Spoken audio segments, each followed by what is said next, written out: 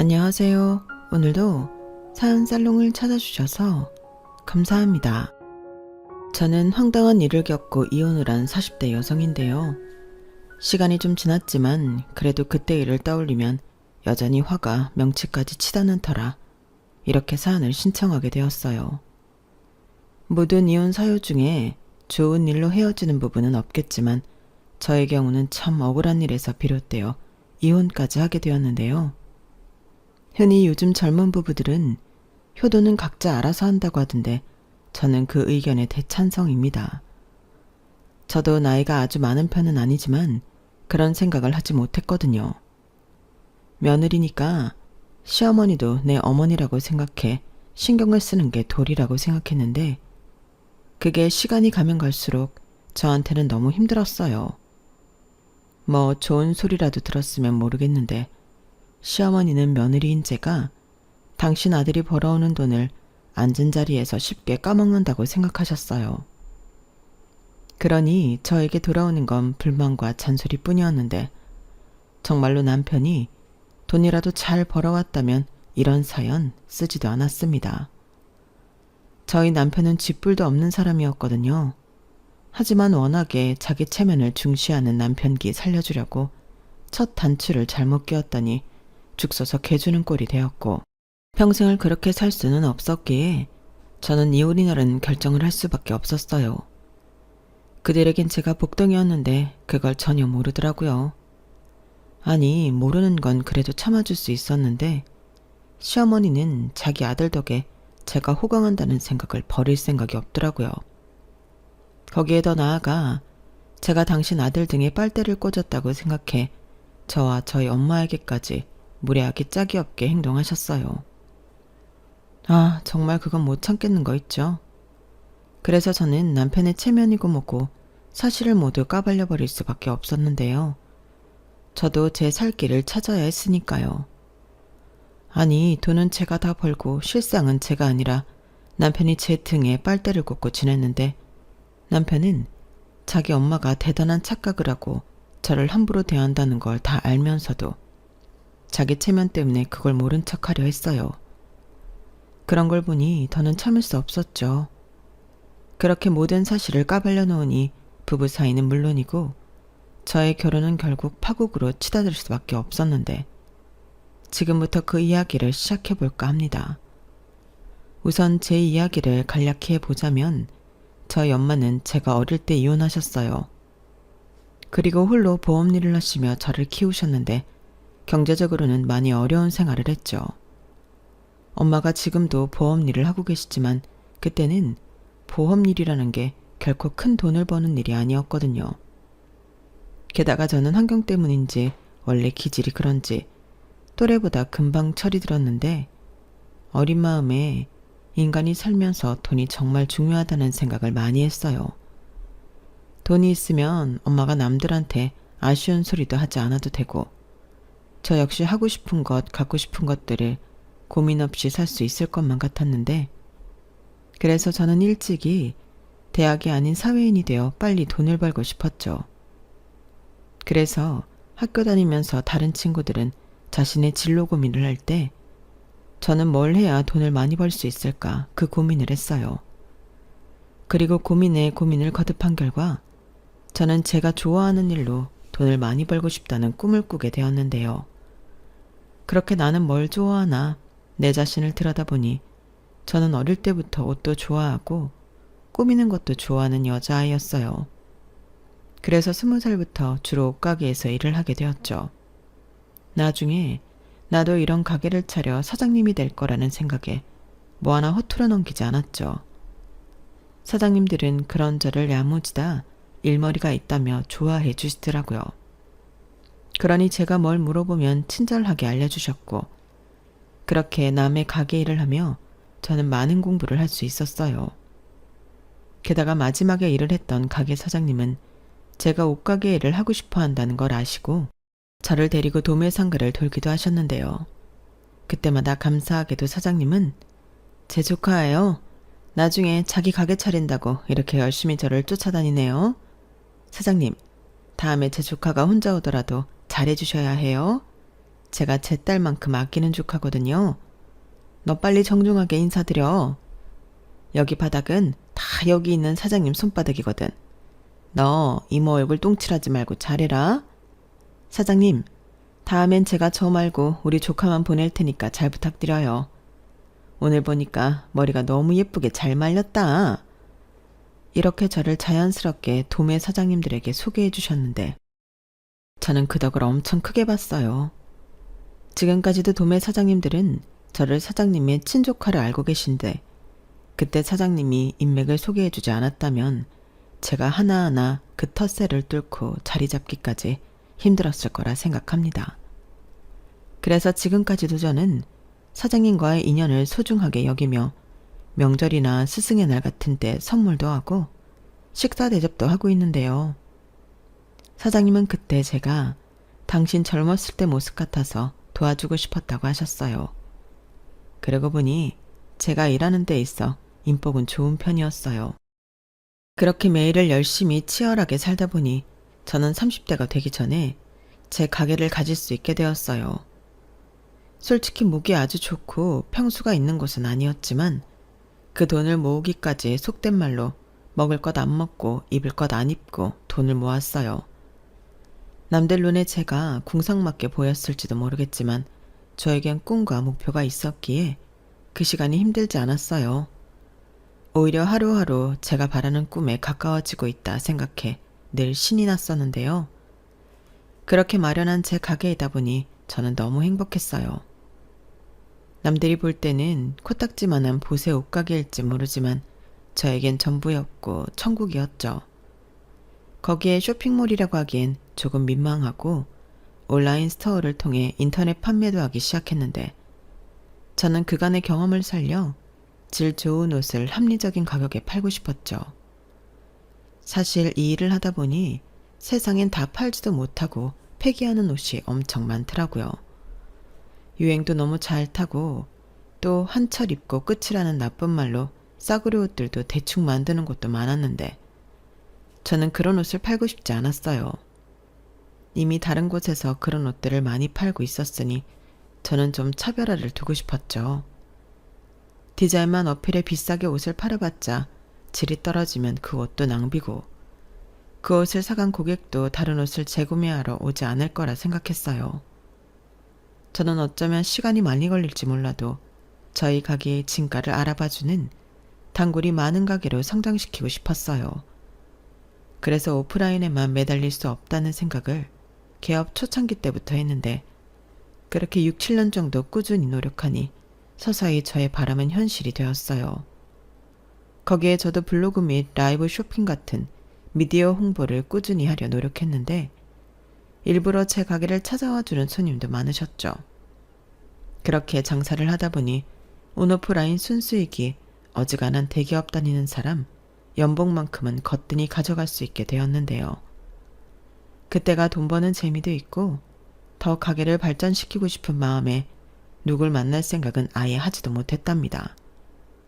그러다 어느 정도 가게가 운영 시스템이 안정화되면서 비로소 여유라는 게 생겼는데요. 제 여유는 통장의 잔고와 같더라고요. 통장에 어느 정도 돈이 쌓이니 이젠 좀 나도 새 삶을 돌아봐도 되지 않을까 그런 생각을 하게 되더라고요. 그리고 남편도 그런 시점에서 만나게 되었는데요. 남편은 당시 친하게 지내던 친구의 아는 오빠였어요. 성민 오빠. 오빠가 백화점은 웬일이야? 여자친구 선물 사려고 왔어? 여자친구는 무슨. 너 또 사치 부리려고 백화점 왔냐? 뭐래. 내가 무슨 사치를 부린다고. 딱 보면 몰라? 친구 만나러 왔잖아. 농담이지. 왜 이렇게 발끈해. 너도 나 솔로인 거 알면서 장난쳤잖아. 오빠가 설마 너를 정말 그렇게 생각하겠냐? 오빠 그런 사람 아니거든. 몰라. 그냥 반가워서 장난 좀 친 건데 친구 앞에서 사람 민망하게. 미안. 오빠가 그건 생각이 짧았다. 안녕하세요. 저 민주 아는 오빠인데요. 제가 장난친 거지 민주 그런 애 아니에요. 아, 네, 저도 알아요. 고등학교 때부터 친구인데 당연히 알죠. 와, 그렇구나. 고등학교 때부터 친구면 엄청 오래된 사이네요. 오빠, 내가 전에 옷가게 엄청 잘 된다고 했던 친구 있지? 그게 얘야. 아, 그 친구? 와, 듣기만 했는데 실제로 보니까 더 멋쟁이시네요. 그럼 내 친구가 학교 다닐 때부터도 센스가 남달랐어요. 같은 교복을 입는데 얘가 입는 교복은 뭔가 다르더라고. 정아, 너도 인사해. 여기는 개인 사업하는 상민이 오빠야. 안녕하세요. 네, 이렇게 만나게 돼서 반갑습니다. 근데 진주 오빠는 왜 혼자 백화점에 왔어? 선물? 어, 다음 주가 엄마 생신이신데 도통 뭘 사야 할지 모르겠네. 옷을 좀 사드리고 싶은데 내 눈에는 다 똑같아 보인다. 엄마가 다음 달에 친구들이랑 여행 가시거든. 그때 입을 옷이 없다고 해서 무작정 백화점에 오긴 했는데 도통 모르겠어. 정말? 정아야, 그럼 네가 오빠 좀 도와줘. 아무래도 옷가게 사장님이 보는 눈이 더 좋겠지? 어? 내가? 그럼 저는 너무 고맙죠. 초면이지만 제가 부탁 좀 드려도 될까요? 대신 맛있는 거 사드릴게요. 와, 정말? 비싼 거 먹어도 돼? 민주 너 말고 정아 씨 사드린다고. 치, 정아 내 친구거든? 내 친구 아니었으면 오빠가 정아한테 어떻게 그런 부탁을 해. 그러지 말고 나도 껴줘. 정아야, 너 실력 발휘 좀 제대로 해봐. 우리 오늘 진짜 맛있는 거 얻어먹자. 저 오빠 능력 있어. 그래도 백화점에 직원이 얼마나 많은데 내가 도움이 될까? 직원이랑 정아 씨는 다르죠. 그러지 말고 부탁 좀 드릴게요. 저희 엄마가 옷 보는 눈이 좀 깐깐하시거든요. 디자인도 보고 옷감 질도 보고 브랜드도 보는데 제가 아는 게 없어서요. 아, 그러시구나. 어머님이 멋쟁이신가 봐요. 좀 그런 편이시죠. 그래서 선물해드리고 욕먹은 날도 많아요. 좋은 아드님이세요. 그래도 꾸준히 선물을 해드리는 걸 보면. 그럼 제가 도움이 될지는 모르겠지만 한번 같이 봐드릴까요? 저는 그날 본인은 아니었지만 우연히 만난 남편을 위해 미래의 제 시어머니가 되실 분인 줄도 모르고 정성스럽게 옷을 골랐어요. 그리고 상의 하의 모자까지 해서 160만 원 정도 나왔는데 남편은 그 액수를 보면서 비싸네 어쩌네 말도 하지 않고 시원시원하게 쓰더군요. 솔직히 남자들 여자 옷값이 그렇게 비싼 건 좋아하지 않는다고 생각했는데 남편의 그런 모습은 저에게 좀 신선했어요.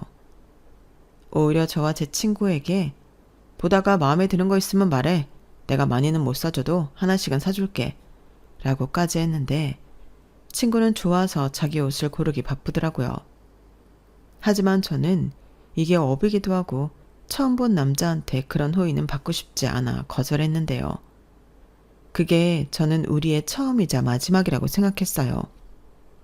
지금도 그때를 떠올리면 당시 제가 남편에게 이성적인 호기심이나 호감은 별로 없었던 것 같은데 친구는 연신 자기 아는 오빠가 돈도 잘 벌고 주변 사람들도 잘 챙긴다고 입에 침이 마르도록 칭찬을 하기 바빴어요. 그렇게 저는 처음 본 제 미래의 남편과 프렌치 레스토랑에서 비싼 밥도 얻어먹고 와인 탓인지 기분이 한층 들떠서 집에 돌아왔죠. 그때 당시는 모르겠더니 헤어진 이후 그 남자가 사람이 괜찮았다, 멋있었다, 그런 생각을 하게 되었어요. 그리고 그런 일이 있고 정확히 일주일 뒤에 남편이 제 가게에 찾아왔는데요. 그때는 경황이 없어 깜짝 놀랐어요. 하필이면 그때가 택배 보내는 날이라서 아침부터 일이 많아 정신이 없는 날이었는데 그래서 제 꼬라지가 말이 아니었거든요. 아침 일찍 가게에 나온 터라 세수만 겨우 하고 옷도 편한 옷에 머리도 상투트로 올리듯 바짝 올려 묶었는데 그런 모습으로 남편과 재회를 하다니 쥐구멍이 있으면 숨고 싶은 심정이었어요. 하지만 남편은 일하는 제 모습이 멋지다고 저를 칭찬해 주었고 가게 위치를 그때 백화점에서 봤던 친구에게 들었다고 했는데요. 남편은 헤어지고 나서 제 생각이 많이 났다며 갑자기 저에게 남자친구가 있느냐고 물어봤어요. 그러고는 얼굴이 금방이라도 터질 것 같이 새빨개졌는데 자기도 염치 없지만 용기를 내서 찾아왔다고 수줍게 말하더라고요. 지금 생각해보면 참 멋대가리도 없는 대씨였는데 저는 남편의 수줍어하는 모습에 귀엽다고 생각했어요. 그리고 그날 시키지도 않았는데 택배 보내는 일부터 가게 일을 도맡아 처리했고 그날 이후 남편의 꾸준한 애정 공세가 시작되었는데요.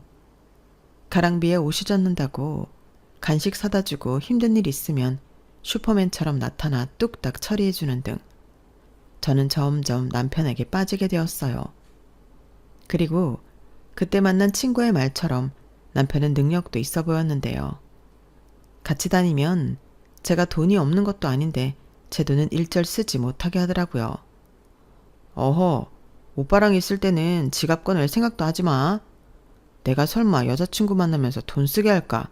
라고 했는데 그 모습이 저는 자신감이 있어 보이고 좋았어요. 남자가 없어서 궁상 떠는 것보다 그게 설령 다른 사람 눈에는 허풍이나 허세처럼 보일지라도 저는 돈을 쓸 때는 시원하게 쓰는 게 더 멋있다고 생각했거든요. 그리고 연애하면서 이야기를 자주 나누다 보니 남자친구는 이남 중 차남으로 위로 형이 있다고 했어요. 형보다 자기 어머니에 대한 효심이 지극하더라고요. 저도 홀어머니 밑에서 자랐고 남편 역시 아버지가 병으로 돌아가셔서 홀어머니 밑에서 자랐는데 그래서일까요? 저희 두 사람은 자기 엄마에 대한 생각이나 마음이 비슷해서 대화가 잘 통했어요. 그렇게 연애를 2년 조금 넘게 했는데 특별하게 싸운 기억도 없었고 남편은 제가 당신의 천생연분이라며 하루라도 빨리 결혼하고 싶어 했죠. 제가 당시 엄마와 살다 따로 나와 지내고 있었는데 청약이 당첨되어 기다리던 아파트가 완공이 되었거든요. 그리고 청약 받았을 때부터 그 집이 완공되면 엄마랑 둘이 살아야겠다 생각하고 있었는데 제가 연애 중이라는 걸 알고 있던 엄마는 제 아파트에 들어가지 않겠다고 완강하게 말씀하셨어요. 이유는 뻔했죠. 뭐하러 나까지 그 집에 들어가니? 너 시집 가야지. 그 아파트에 신혼살림 차려도 되고 아니면 팔아서 더 큰 집 가. 엄마는 지금 사는 집이 편하고 좋아. 어차피 혼자 사는데 이 정도면 딱이지? 라고 하셨는데 저는 엄마에게 그 아파트를 주고 시집을 갈 생각이었거든요. 기껏 어렵게 청약받아 돈까지 다 냈는데 시집 간다고 홀랑 팔아버리고 싶진 않았어요. 그러다 이 사실을 알 리 없던 남편의 프로포즈를 받았고 저는 고민할 수밖에 없었는데요. 그런데 남편의 말이 지금 수금이 밀려서 묶인 돈 때문에 한 2년은 월세에 살아야 한다고 하더라고요. 그럼 결혼을 아예 2년 뒤에 하면 되지 않겠냐고 하니 우리 엄마가 장가가라고 하도 난리셔서 형은 장가가서 애까지 있는데 나만 장가 안 가고 나이만 먹는다고 올해까지도 안 가면 선봐서 며느리 드린다고 하는데 내가 정한 너를 두고 어떻게 딴 여자를 만나? 그건 있을 수도 없는 일이지. 라고 했는데요. 그 말을 듣는데 괜히 조급한 마음이 들었어요. 막말로 내가 집이 없는 것도 아닌데 괜히 사랑하는 남자를 딴 여자한테 뺏길까 묘한 질투심이 났죠. 저는 그게 제가 똥 밟는 건 줄도 모르고 내가 아파트가 있으니 그럼 월세 말고 그 집을 신혼집으로 하자고 말했는데 남편은 정말 몰랐다며 깜짝 놀라며 좋아하더군요. 대신 자기가 생활비는 아주 넉넉히 주겠다고 큰 소리까지 쳤는데 실상은 아니었어요. 무슨 사업이 돈이 계속 묶이는지 남편은 신혼 때부터 저에게 아쉬운 소리만 하더라고요. 게다가 남편이 상견례하기 바로 전 부탁한 게 하나 있었는데요. 자기 엄마가 물어보면 제 아파트를 반반씩 해서 구입한 공동명의라고 말을 해달라 하더군요. 아마 우리 엄마는 당연하게 우리 신혼집을 내가 샀을 거라고 생각하실 거거든. 그런데 공동명의도 아니고 자기 집이라고 해봐. 아마 엄청 실망하실 거야. 그래서 그러는데 부탁 좀 해. 남편은 사실 저에게 말하지 않은 게 있다며 진지한 얼굴로 이렇게 말했어요. 사실 있잖아. 나는 형한테 컴플렉스가 있어. 형은 공부도 잘하고 지금 공기업에 다니고 있거든. 형수도 중학교 영어교사고. 그래서 엄마가 형에 대한 애정이 남달라. 그런데 나는 아무리 노력해도 공부는 도통 잘하지 못했고 대학은 수도권 4년제 나오긴 했지만 형이랑 늘 비교당했지. 직업도 그래. 지금이야 내가 사업해서 돈도 제법 벌고 생활비에 용돈 들이고 있어서 이젠 나를 달리 보지만 내가 사업하기 전에는 엄마가 나는 쳐다도 보지 않았어. 근데 내가 정한 너랑 결혼하는데 네 아파트에 들어간다고 해봐. 나를 또 형보다 못한 자식으로 생각할 거잖아. 라고 하는데 솔직히 이해는 가지 않았죠. 결혼하는 마당에 자기 엄마가 자기한테 실망을 좀 하면 어떤가요? 우리만 잘 살면 될 일인데 남편은 평생 차별받고 살았기 때문에 앞으로는 그러고 싶지 않다고 했어요. 거기에 형까지 요즘은 자기를 달리 보고 인정도 해주는데 자기 사업이 요즘 좀 힘들다는 걸 알면 다시 자기한테 한심하다느니 답이 없다느니 그런 소리를 할 것 같아 의식이 된다고 하더라고요. 그때 당시 남편의 사업은 좀 힘들다고 했는데 워낙에 그동안 벌어놓은 것이 있어 자기는 극복할 수 있다고 했어요. 그런데 자기 가족들은 그런 건 하나도 안중에 없고 눈에 보이는 결과만 본다며 아마 저도 자기 형수랑 비교를 당할 수 있다고 저도 하지 않는 걱정을 한가득 했는데 저는 오히려 그 모습이 짠하더군요. 남이라고 할 수는 없지만 다른 사람을 의식해 스스로 피곤하게 사는 거잖아요. 하지만 제가 사랑하는 마음이 커서인지 얼마나 어릴 때부터 받은 상처가 크면 저럴까 측은하게 느껴졌는데 그래서 저는 알겠다고 했어요. 정말로 명의를 공동명의 해달라는 것도 아닌데 말이야. 사랑하는 남자를 위해 해줄 수 있다고 생각했던 거였죠. 하지만 그건 제 고생의 길의 서막이었는데요. 결혼 후 저는 남편의 엄청난 거짓말에 강한 배신감을 느껴야만 했거든요. 그 거짓말이 뭐냐면 남편은 애시당초 자기 사업을 하는 사람이 아니었는데요.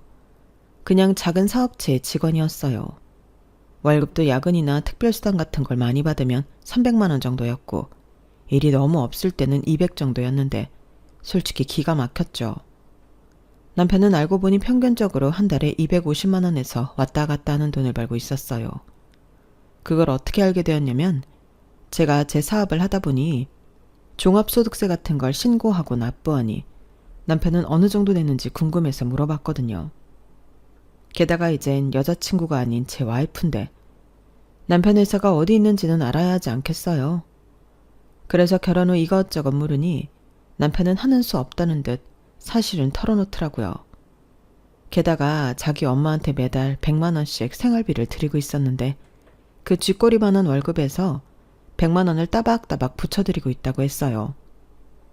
우리 엄마가 달리 소득이 없으니까 나는 형이랑 100만 원씩 생활비 드리고 있어.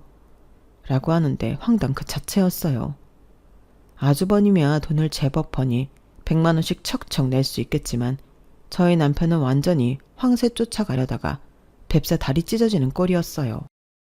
하지만 그놈의 가오가 뭔지 남편은 그럼에도 불구하고 꾸역꾸역 자기 엄마와 형에게 돈 잘 버는 사업가 코스프레를 하고 싶어 했는데요.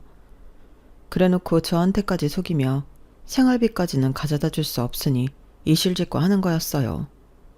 그러면서 또 한다는 말이 제가 자기가 사업사 하는 사람이 아니라고 하면 결혼 안 해줄 것 같아 거짓말을 했다고 했는데 저는 완전히 뒤통수를 3개 얻어맞은 기분이었어요.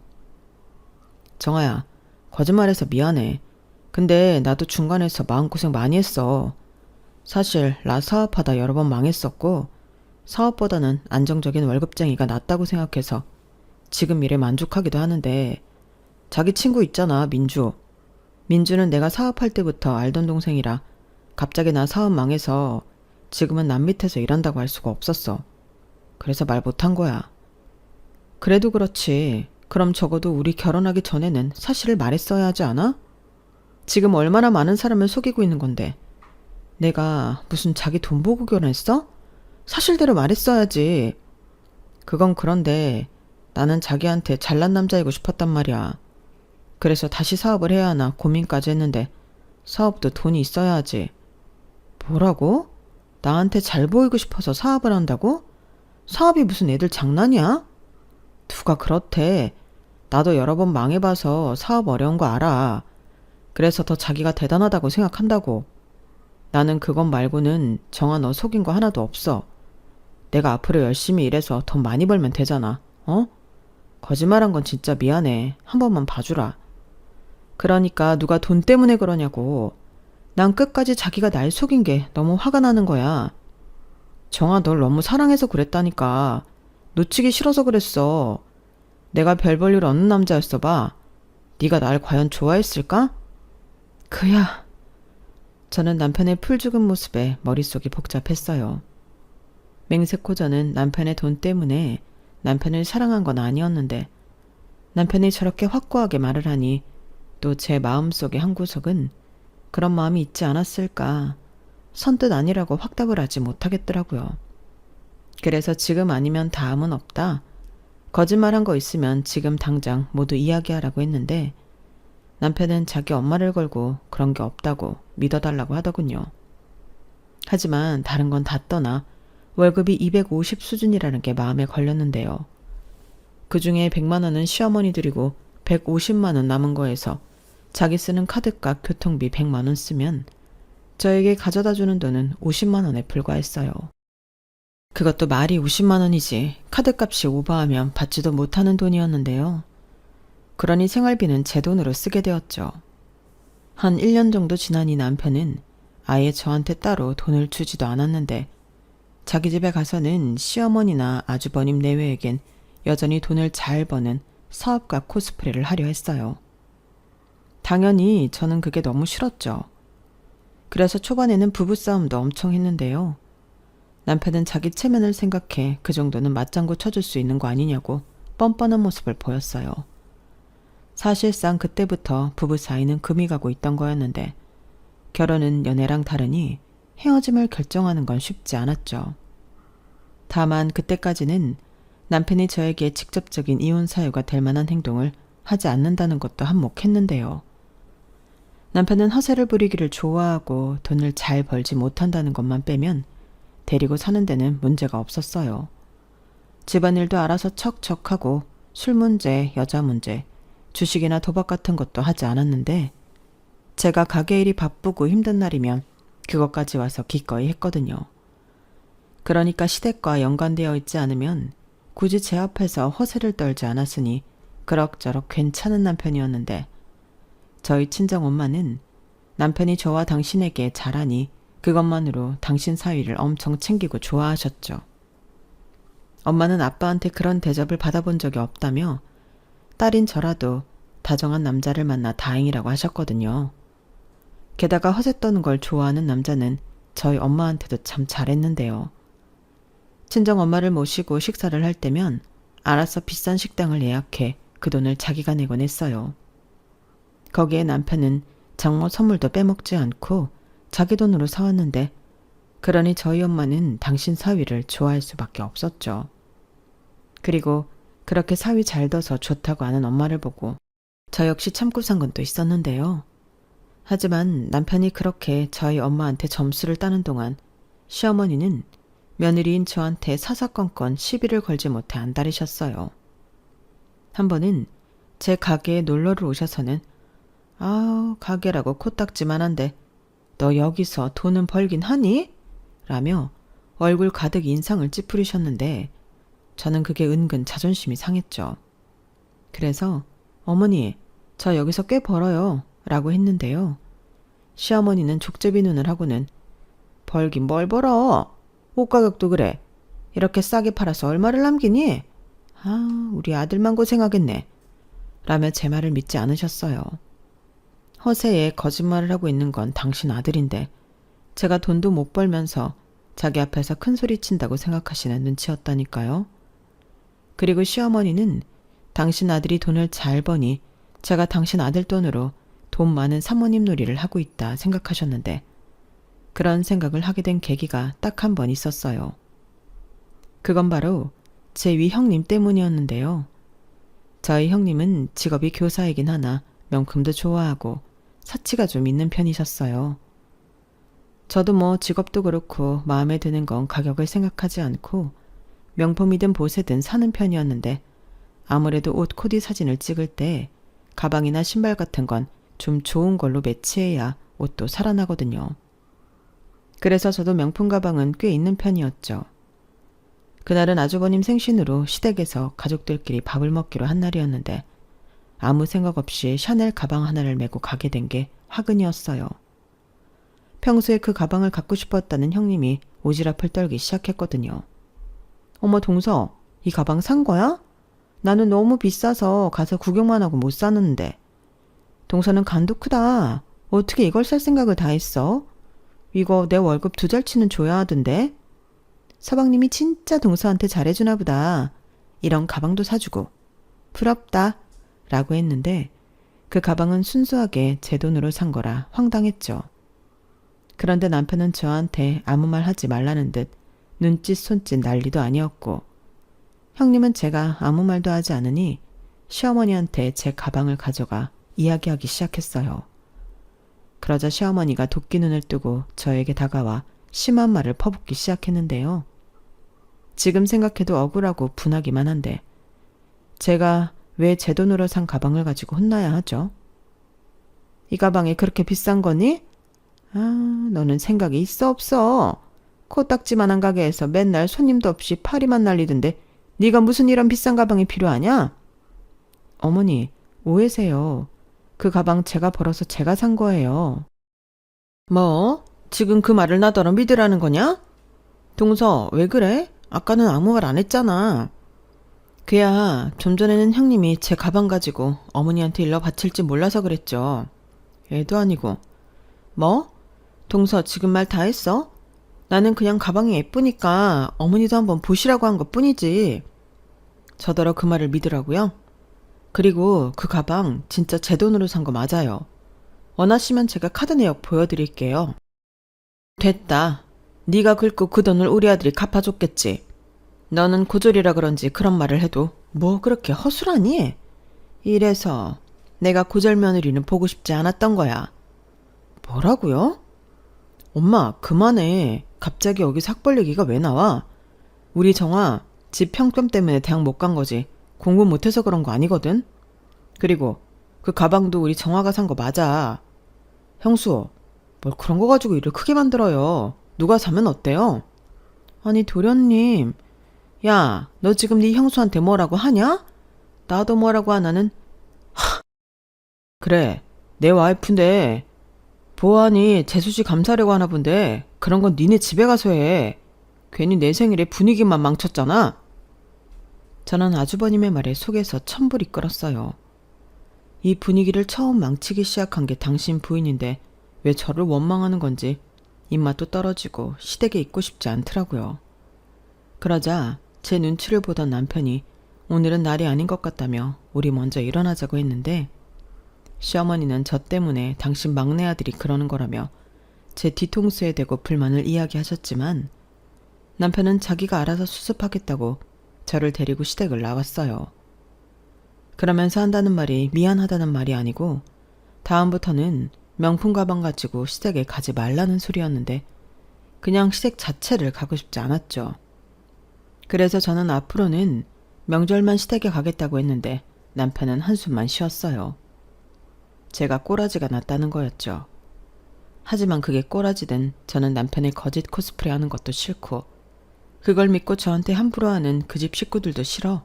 시댁에는 발길을 끈다시피 했는데 시어머니 역시도 저보다는 당신 아들이 편하니 저한테 전화는 잘 하지 않으셨어요. 그리고 남편이 중간에서 자기 혼자 왔다 갔다 하면서 알아서 잘하고 있는 것 같아 더 신경 쓰고 싶지도 않았는데요. 그러던 중 제가 결혼하고 3년 차에 접어들었는데 친정엄마가 유방암 2기라고 진단을 받았다고 연락을 하셨어요. 빠르면 빠를수록 좋다며 당장 수술을 하자고 했다는데 엄마도 암일 줄은 몰랐다며 많이 놀란 눈치더라고요. 그래서 저도 속은 달달달 떨렸어도 겉으로는 침착하게 엄마의 병원 일정을 모두 맞춰드렸는데 다행히 수술은 잘 끝나 항암까지는 하지 않아도 된다고 하셨어요. 정말 다행이었죠. 거기에 엄마는 당신 보험이 있다며 저더러 계산할 필요 없다고 하셨는데요. 저는 자식된 도리를 하고 싶어 제가 수술비와 병원비를 모두 결제했어요. 그러면서 보험금이 나오면 그건 엄마 가지시라고 했는데 엄마는 펄쩍 뛰며 이렇게 말씀하셨어요. 보험이 있는데 뭐하러? 그러지 말고 엄마가 보험료 나오면 바로 너한테 입금해 줄게. 이렇게 말씀하셨는데 저는 싫다고 했어요. 자식이라고 저 하나인데 그 정도도 못하겠냐고. 내가 하고 싶어 그러니 그냥 받으라고 했는데 그러자 엄마가 마지못해 알겠다고 하셨어요. 그 후 저는 남편에게 이 사실을 말했고 어차피 제 돈이었기 때문에 남편은 잘했다고 했는데 문제는 시어머니셨어요. 남편한테 저희 엄마가 유방암이라는 걸 듣고는 연락을 하시더라고요. 아우, 얘기 들었다. 너도 놀랐겠네. 홀어머니 하는데 암이라니. 나도 우리 남편 간암으로 보내서 그 마음 뭔지 안다. 그래도 수술 잘 받고 끝났다니 얼마나 다행이니? 라고 하시는데 웬일로 저랑 우리 엄마 걱정을 다 해주시는 건지 전까지 깊숙이 박혀있던 나쁜 마음이 누그러드는 거 있죠. 그리고는 오랜만에 가족끼리 다 모여 밥 한번 먹자고 하셨는데 저는 알겠다고 했어요. 그리고 그날은 과일이며 소고기 세트며 바리바리 싸들고 갔는데 남편이 기분 좋아서 하루 종일 싱글벙글했어요. 그런데 시어머니는 제가 사들고 온 것도 전부 당신 아들이 산 걸로 아셨고 심지어 맛있게 식사한 후엔 우리 아들 덕에 오랜만에 소고기 맛있게 먹었네? 역시 우리 막내 아들이 최고야. 라며 생뚱맞게도 남편에게 고맙다 하셨죠. 남편은 제 눈치를 보면서도 뭘 이까짓 거 얼마나 한다고 내가 다음에 또 사올게 라며 역시나 거짓말을 하더라고요. 저는 당연히 기분이 언짢았죠. 그런데 남편이 다가와 미안해. 근데 거기에 대고 자기가 산 거라고 하면 나도 체면국이고 엄마도 민망하니까 그냥 이렇게 넘기자. 자기 돈이 내 돈이고 내 돈이 자기 돈이지. 우리 부부잖아. 이렇게 말했는데 저는 그 말이 참 이기적으로 들렸어요. 내 돈이 자기 돈이면 자기 돈도 제 돈인데 저는 그 돈 구경도 못 해봤으니까요. 그리고 좋은 분위기가 무르익을 쯤 시어머니는 그래서 사돈은 퇴원하셨니? 병원비가 꽤 나왔을 텐데 그 돈은 어떻게 했어? 설마 네가 낸 건 아니지? 라고 물으셨는데 저는 이번에 사실 그대로 이야기하고 싶었어요. 그래서 제가 냈어요 라고 냉큼 말했고 그 말에 시어머니는 뭐라고? 사돈은 보험도 없다니? 아니 보험이라는 양반이 자기 보험도 없다는 거야? 라고 꽤나 심각한 얼굴로 물으셨는데 저는 아무렇지 않게 대답했어요. 보험은 있으신데 그냥 그 돈은 엄마 가지시라고 했다고요. 제가 자식인데 제가 병원비 정도는 낼 수 있죠. 이렇게 말했어요. 그러자 시어머니는 순식간에 얼굴이 사나워지셨는데요. 야, 뭐라고? 자식인데 병원비 정도는 낼 수 있다고? 너는 어쩜 네 돈도 아닌데 그렇게 뻔뻔하게 굴 수 있니? 네? 그게 무슨 어머니 그 돈 엄마 그만해. 그 일은 우리가 알아서 하는 거지. 다른 사람도 아니고 장모님이신데. 알아서 하긴 뭘 알아서 해. 얘가 지금 네 돈으로 지 엄마한테 효도를 하고 있잖아. 어머니 그게 무슨 말씀이세요? 저 이 사람 돈 아니고 제 돈으로 병원비 냈어요. 지금 나더러 그 말을 믿으라는 거냐? 내가 그 가게 잘 되는 꼴을 본 적이 없는데 어디서 거짓부렁이야? 아니라니까요. 제가 뭐 매출 전표라도 보여드려야 믿으시겠어요? 저는 억울한 마음에 이참에 모든 걸 까발릴 생각이었어요. 하지만 옆에서 남편이 필사적으로 말렸는데 문득 이런 생각이 들더라고요. 지가 우리 엄마 병원비 내드렸다고 자기 엄마한테 떠든 건 아닐까. 그런 생각을 하니 이놈도 한패처럼 느껴졌는데 남편이 중간에서 뭐라고 하니 시어머니도 더는 하고 싶은 말을 꾹 참는 것처럼 보였어요. 그리고 남편은 괜히 왔다며 저더러 집에 가자고 했는데요. 저는 제 손을 잡으려 하는 남편의 손을 뿌리치고 그 집을 나와버렸어요. 그러자 제 뒤통수에 대고 시어머니가 저 싸가지 없는 것 좀 봐. 저런 게 뭐가 좋다고? 라고 하셨는데 두 손이 분해서 바들바들 떨리는 거 있죠. 능력도 없고 거짓 코스프레하는 당신 아들 데리고 살아주는 게 누군데 누구더러 싸가지가 없다 하는 건지. 그날은 남편도 안방에서 내쫓고 혼자 잠이 들었어요. 그리고 일어나 보니 아침 일찍 출근이라도 한 듯 집에 남편 모습은 보이지 않았는데 그렇게 점심때쯤 가게에 나가보니 시어머니가 가게 문 앞에서 저를 기다리고 있더군요. 딱 봐도 어제 다 못한 거 마저 하러 온 사람이었는데 남편도 없겠다. 저는 오히려 진실을 밝히기에 좋은 기회라고 생각했어요. 그래서 안에 들어가서 이야기하시라고 말씀드리고 가게 문을 열었는데 시어머니가 바로 먼저 시작하시더군요. 너는 지금 시간이 몇 시야? 이렇게 게을러 터져서 무슨 장사를 한다는 거니? 오늘만 늦게 나왔어요. 어제 하도 억울해서 잠을 설쳤거든요. 네가 억울하긴 뭐가 억울해? 나야말로 분이 안 풀려서 밤새 한숨도 못 잤다. 아니 너는 낯짝도 두껍지? 네 돈도 아니면서 어떻게 네 엄마한테 생색을 낼 수 있냐? 몇십만 원도 아니고 몇백을? 몇백이나 많아 제 돈이라니까요. 무슨 말도 안 되는 소리야. 너 남의 돈으로 기분 내는 거 아니다. 얘가 진짜 큰일 나래네. 안 되겠다. 너 가만히 있어. 시어머니는 갑자기 핸드폰을 꺼내더니 뭘 찾고는 바로 통화 버튼을 눌렀어요. 그러고는 네 사돈 접니다. 퇴원하셨다는 말은 들었는데 몸은 괜찮으세요? 라고 하는데 저는 진짜 깜짝 놀랐어요. 아니 거기서 저희 엄마한테 전화를 할 거라고는 상상도 하지 못했거든요. 그래서 제가 전화를 뺏으려 하니 시어머니는 도망이라도 치듯 서둘러 이야기를 이어가셨는데 저는 그때 피가 거꾸로 솟는 것만 같았어요. 다름이 아니라요. 병원비가 꽤 나온 것 같던데. 네, 그러니까요. 그렇게 많이 나왔군요. 그런데 그걸 정화가 안 받는다고 했다죠? 제가 그 말을 듣고 그건 아니라고 적은 돈이 아니니 받으라고 하고 있는 중입니다. 그렇잖아요. 자기 남편이랑 상의도 안 하고 그렇게 큰 돈을 덥석? 네. 그럼 보험금 나오면 주시는 걸로 알아도 되겠죠? 역시 사돈이랑 직접 이야기하는 게 나았네요. 감사합니다. 그럼 몸조리 잘하시고요. 부탁 좀 드려요. 어머니, 지금 뭐 하는 짓이에요? 왜 저희 엄마한테 그런 소리를? 왜긴 네가 말이 도통통하지 않으니까 그러지. 네 엄마도 죄송하다고 어쩔 줄 몰라 하신다. 왜 부모를 부끄럽게 만드니? 진짜 너무하시네요. 제가 자식 때문에 부끄러운 게 뭔지 진짜 제대로 알려드려요? 어머니는 계속 제가 어머니 아들 덕에 떵떵거리고 산다고 생각하시죠? 그 반대예요. 어머니 아들이 지금 제 돈으로 돈 잘 버는 사업가 행색을 하고 있는 거라고요. 얘가 지금 뭔 소리를 하는 거야? 내 아들이 왜? 그리고 우리 아들은 너 만나기 전부터도 사업하고 있었어. 어디서 내 아들을 모함해? 너 괜히 이 자리에 우리 아들 없다고 거짓말하는 거지. 아이고 진짜 너무 무서운 애다. 우리 아들이 힘들게 번 돈을 지 마음대로 쓰고 다니더니 이제는 우리 아들이 네 돈으로 사업가 행색을 한다고? 너 무슨 정신병 있니? 저야말로 묻고 싶네요. 어머님은 왜 제 말은 모두 거짓말이라고 생각하세요? 그리고 하나 더 물어보고 싶은데요. 만약에 저희 엄마가 아니고 어머님이 암이라 병원비 내드렸다면 어머니야말로 그 돈 저희한테 돌려주실 수 있으세요? 뭐라고? 야, 지금 이게 경우가 맞는 소리니? 너는 내 아들 돈으로 네 엄마 병원비를 내고 생색을 내는 거고 나는 우리 아들 돈으로 효도를 받는 건데 지금 이게 같아? 말이야 바른 말이지. 니네 엄마도 진짜 사람 이상하다.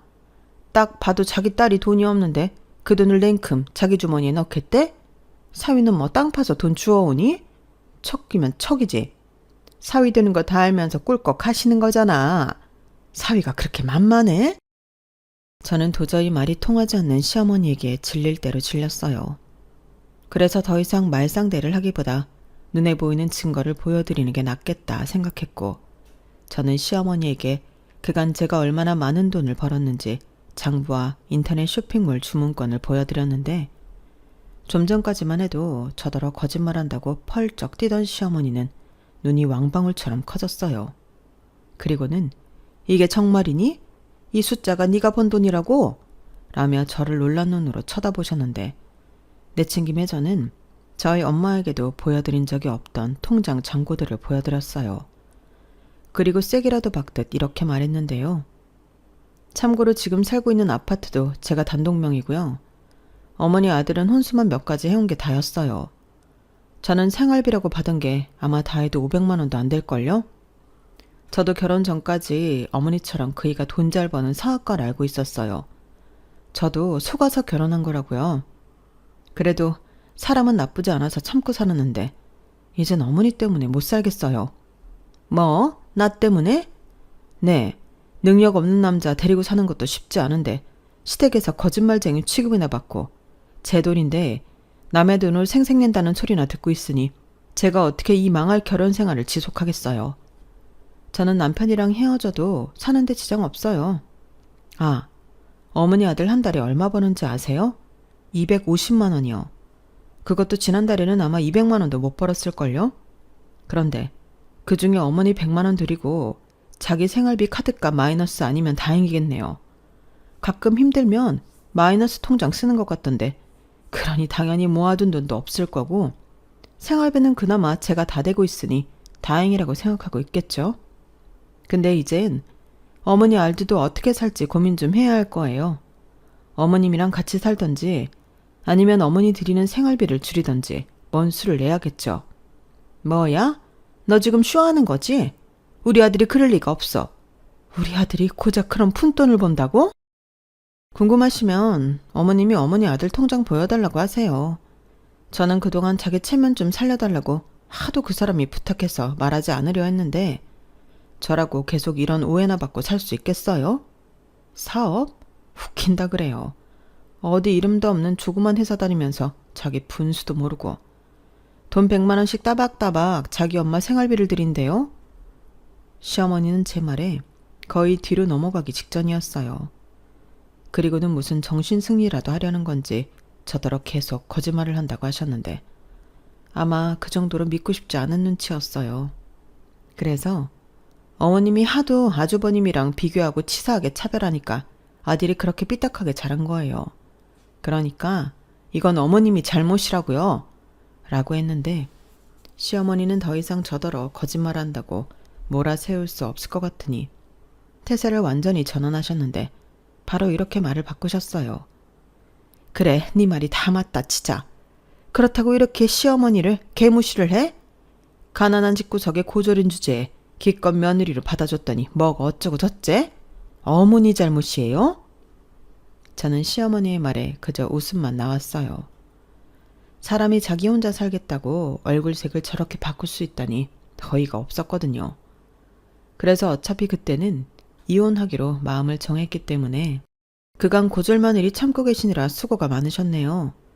그럼 앞으로는 원하는 새 며느리 얻길 바라고 이제 그만 제 가게에서 나가세요. 더 하실 말씀도 없으시잖아요. 라며 시어머니를 가게 밖으로 내몰았는데 시어머니는 이혼으로 협박하냐고 저더러 나도 너같이 싸가지 없는 며느리 안 보면 땡큐야 라고 하시며 당신빨로 가게를 나가셨는데 아마 나가셔서 바로 남편한테 전화를 한 모양이었어요. 정말 사업하는 게 아니고 직원이냐? 너 꼴랑 200만 원 버냐? 이런 것들을 물어본 것 같았는데요. 저녁에 집에 돌아온 남편의 얼굴엔 근심이 가득하더군요. 그러면서 저한테 실망했다며 다그치기 시작했는데 저더러 너 살려고 자길 팔았냐고 어떻게 그럴 수 있냐고 하는 거 있죠. 그동안 지 살자고 접한 건 생각도 안 하고 저런 말을 하는데 저런 놈 뭐가 좋다고 봐주고 살았나. 저는 제 지난날의 선택을 진심 후회했어요. 그리고 나 살자고 너 판 거 아니고 그게 진실이라 밝혔을 뿐이라고 이혼하자고 미리 준비해간 이혼 서류를 내밀었는데 남편은 절대 이혼 못 해준다고 제 눈앞에서 이혼 서류를 푹푹 찢어버리더군요. 솔직히 예상은 했어요. 남편한테 저는 놓치면 손해인 게 뻔했으니 순순하게 이혼해주지 않을 거라고 생각했거든요. 왜, 나 없이는 못 살 것 같지? 그 돈 벌어서 어떻게 살겠어. 근데 나도 지금처럼은 못 살아. 이혼하기 싫으면 앞으로 자기도 생활비 똑같이 우리가 관리비에 식비 뭐 이것저것 다 하면 300만 원 정도 나오는데 150, 자기 150 이렇게 내자. 뭐? 지금 나더러 생활비를 내라는 거야? 지금까지 아무 말도 하지 않았으면서? 내가 왜 일방적으로 손해보고 살아야 하는데? 자기가 그랬잖아. 거짓말한 거 미안하다고. 대신 돈 많이 벌어오겠다고. 하지 않았어? 근데 나한테 그동안 얼마 가져다 줬니? 아니, 내가 무슨 너처럼 사업을 하는 것도 아닌데 그런 큰 돈이 어딨다고. 왜? 어머니 드릴 돈은 있고 우리 생활비 줄 돈은 없는 거야? 진짜 왜 그러냐. 요즘 가뜩이나 일이 없어서 200만 원도 겨우 받는데. 그래서 나더러 언제까지 혼자 다 감당하라는 건데 생활비 안 주는 것도 이혼 사유에 해당되는 거 몰라? 자기는 잘 벌잖아.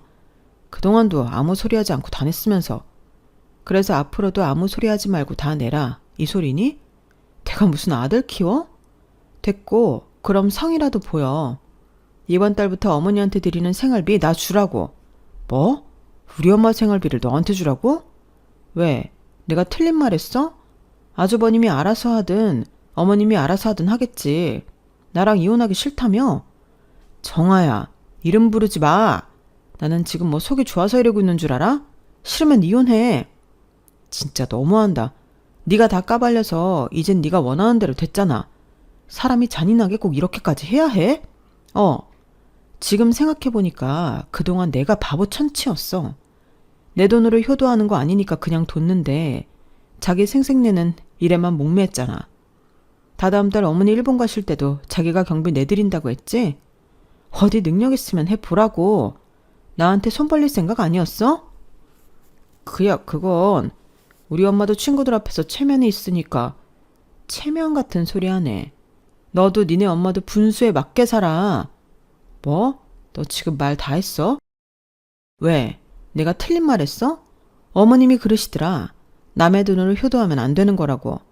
그 말 그대로 하자는 거야. 싫으면 이혼해.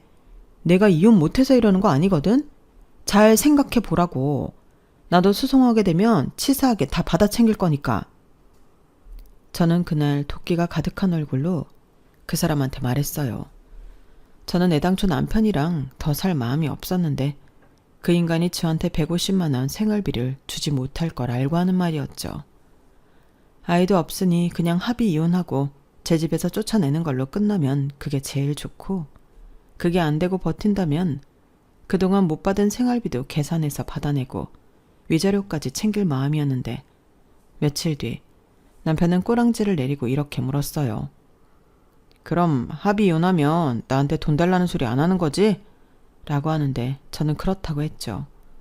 그러니 냉큼 도장 찍고 내 집에서 나가라고 했는데 그 인간 어지간히 돈이 없긴 했는지 도장을 찍고 짐 싸서 그날 바로 나갔어요.